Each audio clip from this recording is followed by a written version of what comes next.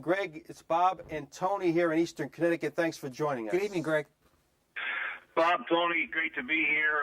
And I'm in Kansas City, Kansas at the Hollywood Casino overlooking the Kansas Speedway. The sunset is beautiful tonight, and it's great to talk baseball with you. Boy, how come Same here. How can we talk that? That sounds We're honored.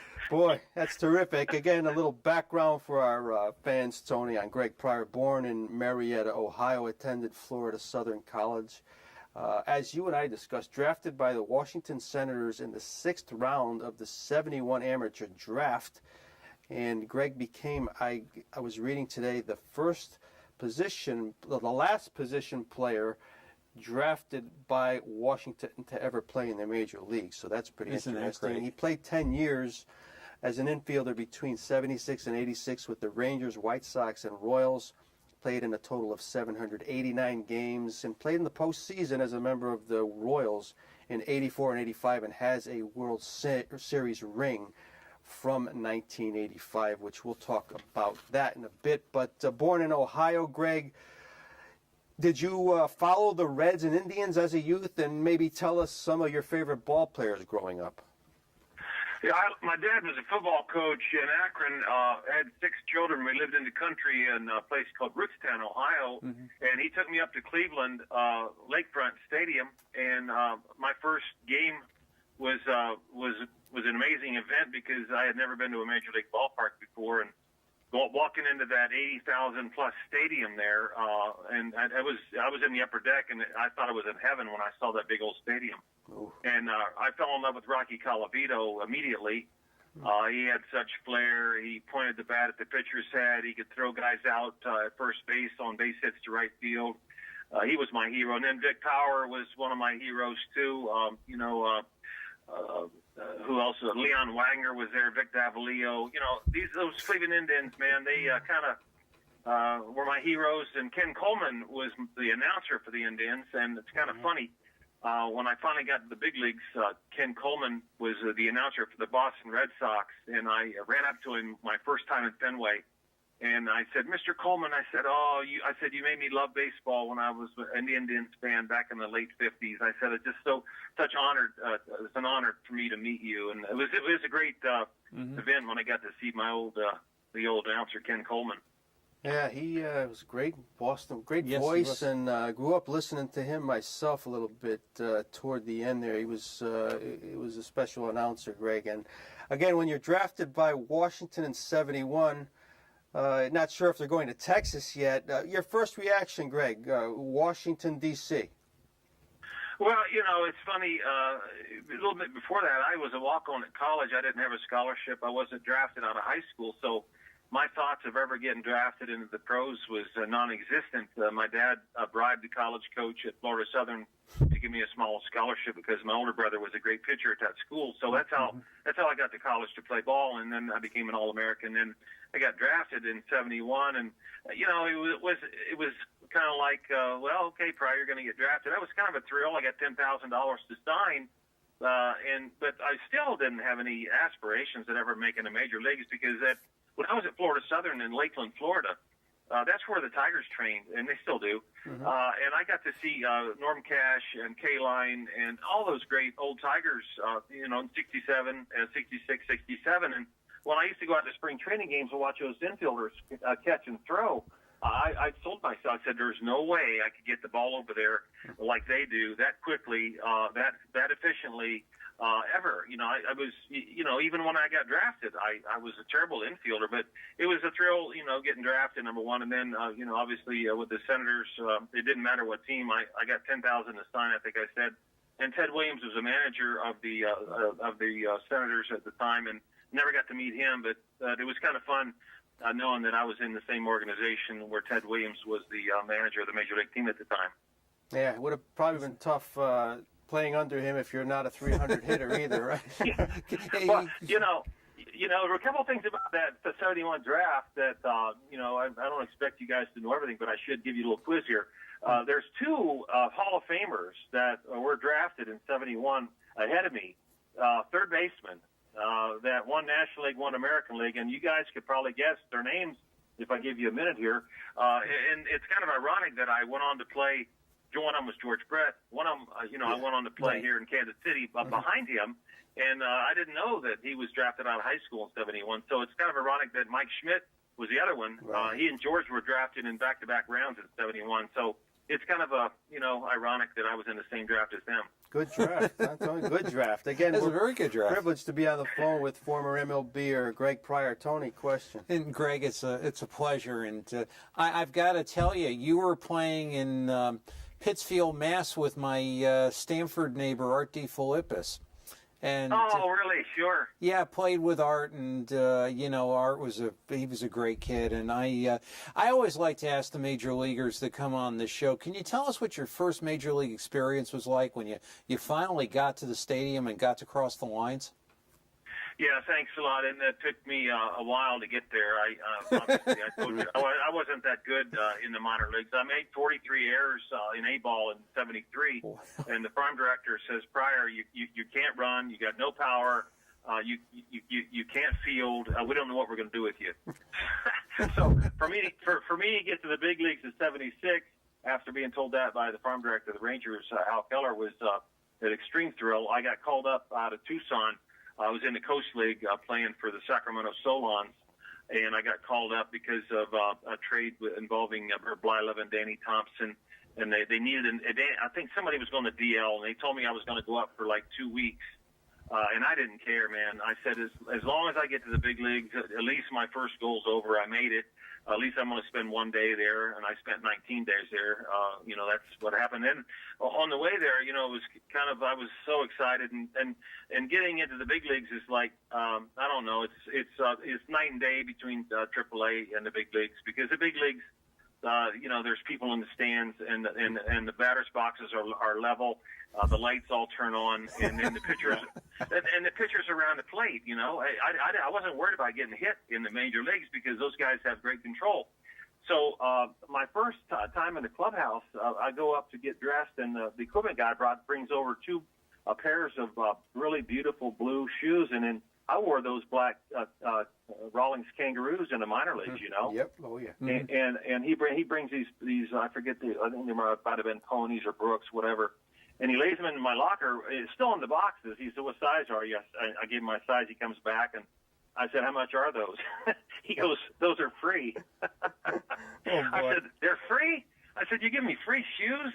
I hit the majors. So I stuck my new shoes on, and I'm out there getting my running in before the game. I was, they told they told me, "Probably you're not going to start, but you need to get some exercise in, go out and do some sprints." So I go out to right field. In Arlington, where the Major League Rangers were, and they kept the outfield soaking wet out there because it was so dry in Texas. It was always damp in the outfield there, or the grass would die. So I'm out there running in my brand new shoes, getting my shoes all wet, and I was really ticked off because here I get a brand new pair of shoes. Now I'm going to ruin them by getting them all wet. That's great. But my first at bat was against the Tigers. I got a base hit. Against a left-hander, I forget the guy's name. I drove in to run my first major league at bat with a base hit, and I ended up spending 19 days there. I got to see some incredible Earl Weaver games. Earl Weaver was managing Baltimore at the time, and what a thrill it was to play against. I didn't play against him, but I was there when we played the Baltimore, and Reggie was on that team in '76, and what a thrill it was to see those Baltimore teams. Hey, played a bit with Texas in '76. Yeah. Then you came to stay in the majors for good with Chicago in '78. You had your best year in '79, Greg. 131 hits. You hit 275 playing at Comiskey Park. And what is it like playing? We've talked to a few guys that played in Chicago, like Ron Kittle and Carlos May, have been on the show. You had two franchises in one city. How was it like playing on the South Side there, Greg?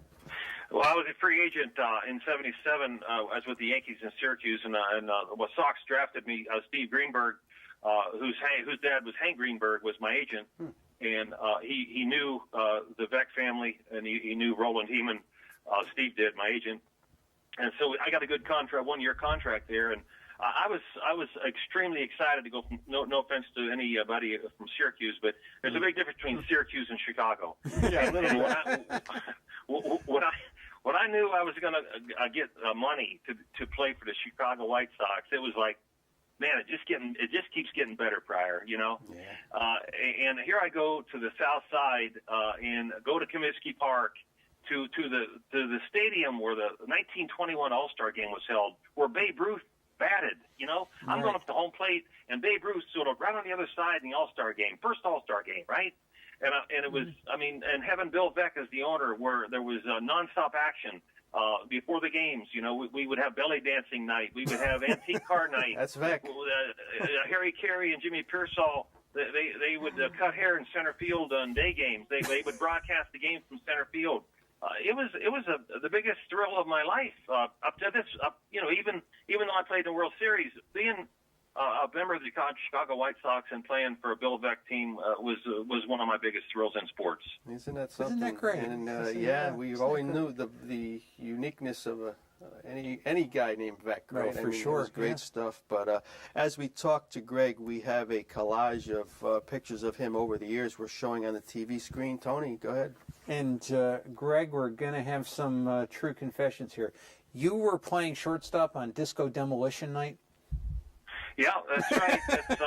That's one of my claims to fame. And for those people, I imagine you want me to tell you guys what happened, huh? Sure. Yeah, especially our younger people have no idea even what disco is.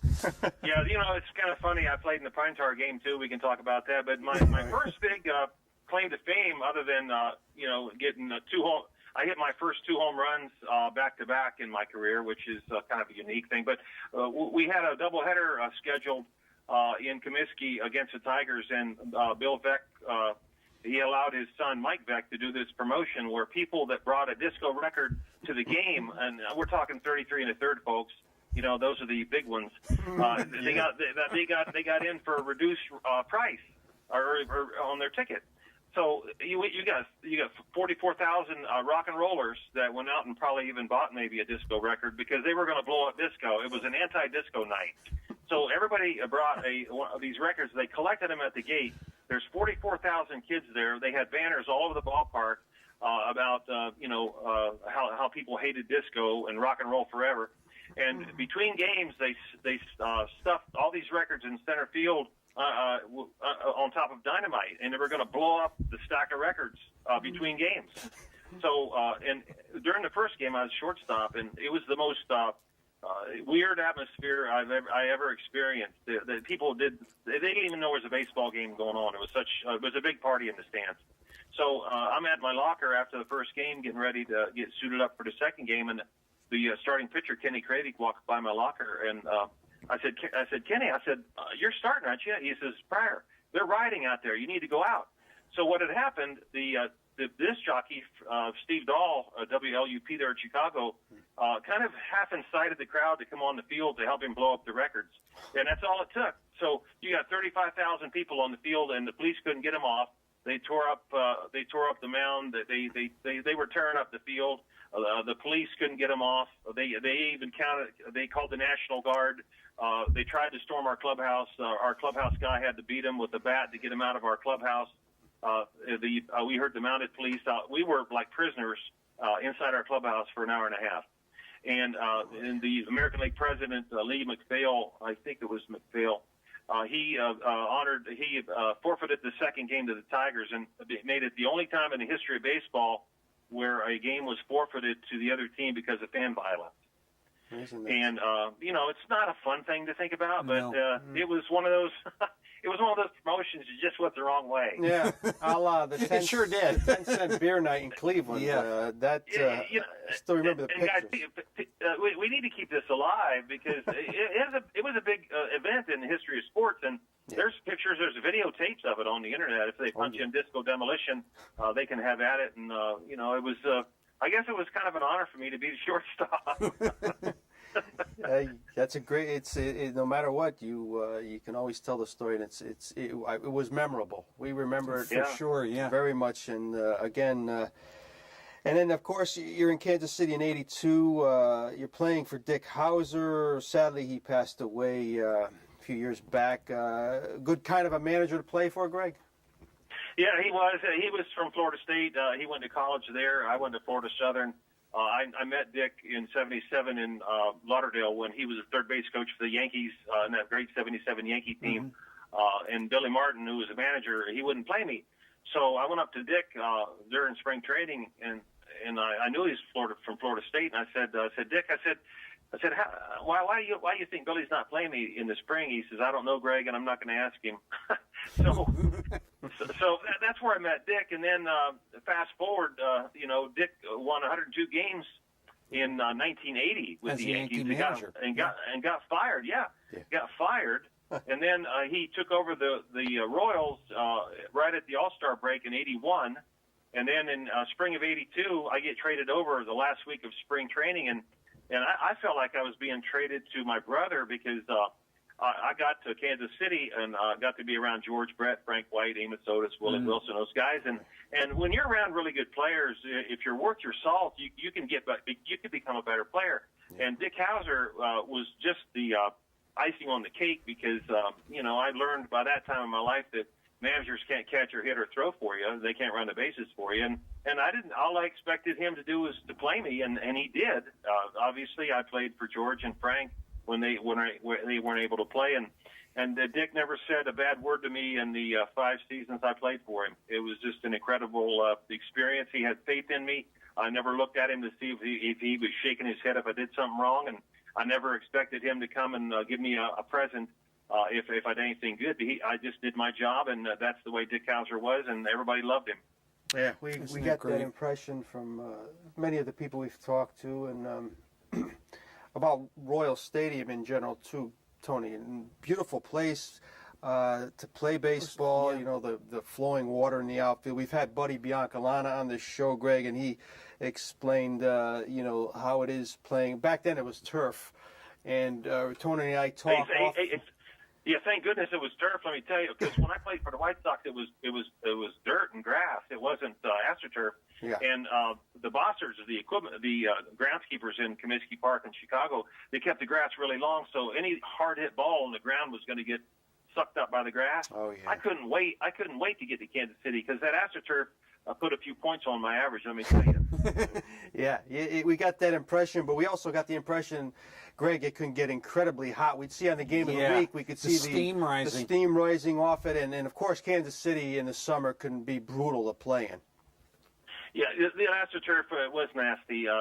Being eye level in the dugout, it looked like the Sahara Desert. Looking across the field, you could see the heat waves coming up. And in fact, it's the first time in my career that between innings, when I would play on that hot turf, I would come in and they would have ice buckets or a trough of ice, and I would stand right in the mess of ice cubes for the whole inning, between innings, the whole inning. And when the third out was made, I just run back on the field. My feet were so hot. That's amazing. Hot. He playing in Arlington, and there you did your time in the trenches with heat. That's for sure. We've talked to a bunch of guys who played in both places, but I'd rather play in 95 than 45 any day of my life. I just despise playing in cold weather. Because April in Chicago is no picnic, man. They made us play in the snow flurries up there, and I would run in and put my glove on the heater to keep my glove warm, and then when the third out was made, I'd run right back on the field. Yeah, I can definitely relate to that. And, we think of Minnesota now, Tony. It can get pretty nasty up there, I would think. Yeah, and there used to be a dome. Question. Greg, I realize we're coming up on that 30th anniversary of the Pine Tar game, and I realize that you had a very particular place as far as where you could witness all the events of that day. Can you tell us about it? Yeah, here I am, playing several years in the big leagues, and I had in the minor leagues, 6 years in minor leagues, and I never was in the bullpen up to that game. And I'm sitting on the bench. It's a Sunday day game in Yankee Stadium there. And Dick Hauser runs over and he goes, Pryor, I got both catchers in the game. I got one bullpen catcher. I need 2 guys throwing. I need you to go out to the bullpen and warm up Don Hood, the left-handed pitcher. Mm-hmm. So here I am running from the third base dugout there in Yankee Stadium across toward the monuments, and I'm thinking, wow, what a thrill, because once in a while it's fun to get out of the dugout during the game. So here I'm out in the bullpen, and George hits the home run off of Gossage, and I'm in the bullpen, And all of a sudden, from a distance there, I see the scrum at home plate, and George runs out. And I kind of figured I knew what was going on because I saw that happen in the minor leagues one time where a manager of an A-ball team tried to pull that pine tar thing. And then when the McClellan called George out and George went crazy, the game was over. It was a third out. So we walked across left field back into the clubhouse, and there was like 55 people around George's locker of reporters. I lockered next to George. I couldn't get near my locker. So I sat over near Hal McRae's locker for like 45 minutes until the crowd dispensed around George's locker. And I walked over, and he had his head down, and I'm the kind of guy that tries to liven things up. So I said, what are you so upset about? He goes, I lost a home run. He says, we lost a game. I said, well, look at the bright side, man. He says, what? I said, some pine tar company is going to come and give you $150,000 to endorse pine tar. He perked up. He looked at me. He started laughing. He said, what a great idea. He says, you think? I said, yeah, sure. He says, great, let's go. He says, where are we going to go eat? I got him in a good mood right away. Then, obviously we went in there 6 weeks later to finish the game because they overturned the pine tar rule. Yes. Lee McPhail said the bat was legal. The home run counted. We're up by one. There's still 2 outs. So I'm the third baseman because George got thrown out along with Rocky Colavito and Gaylord Perry and Dick Hauser. So I'm playing third base going back in, and I was nervous as heck. Even though we had a 1-run lead, that the Yankees could still come back and win the game.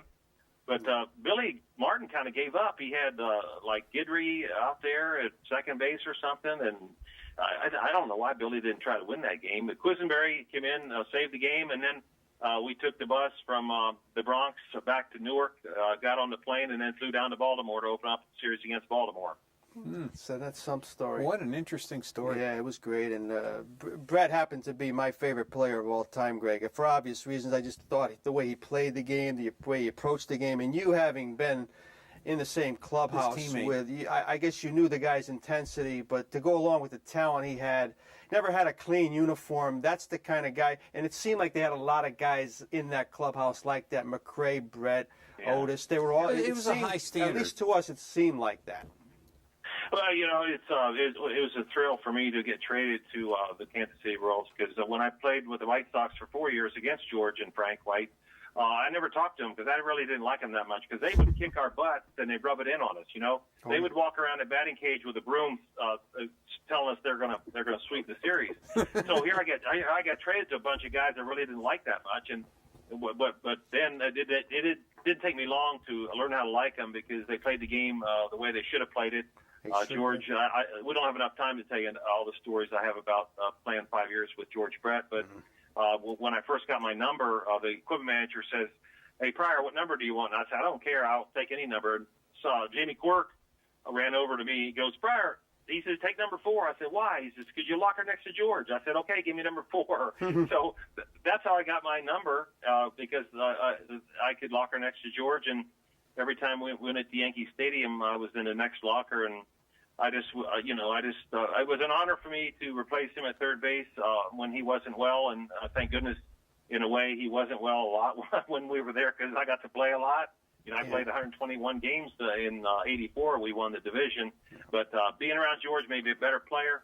There was nobody like him. There'll never be another guy like him because he was a clutch hitter. He ran the first base hard every time, even on fly balls. And he wasn't afraid to, dive into anything to catch a ball, no matter what the score was. He was going to give it his all, and he was just an honor to be able to play with him and know him and call him my friend.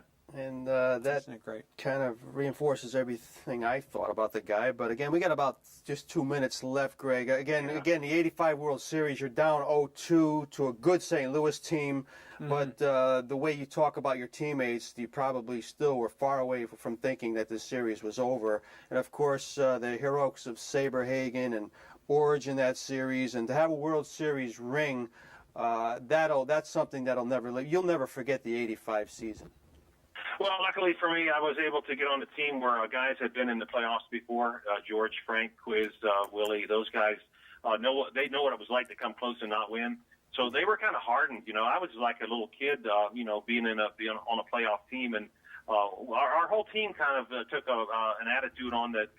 No matter what it was, we can get it done, and we beat the Angels to win the American League West in the last week, and then we came back against the Blue Jays. We were down 3-1. We won 3 in a row, and then down 3-1 to the Cardinals and won 3 in a row. So we did something that not too many teams have done in the past, but whenever I see my buddies, we did something that was thrilling. It's great. I wear my World Series ring every day.